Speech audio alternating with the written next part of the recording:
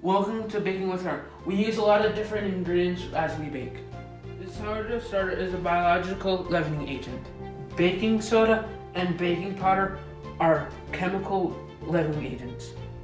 A leavening agent causes gas bubbles to form in the dough.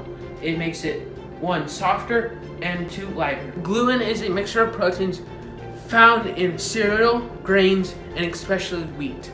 This mixture of proteins helps the dough become elastic. This enables the dough to rise when the gas bubbles form. Now we're going to bake. We'll start with biscuits. We're going to use the biscuit method of mixing. We have the dry ingredients, the liquid ingredients, and the fats. Now we will cut our fat into the dry ingredients.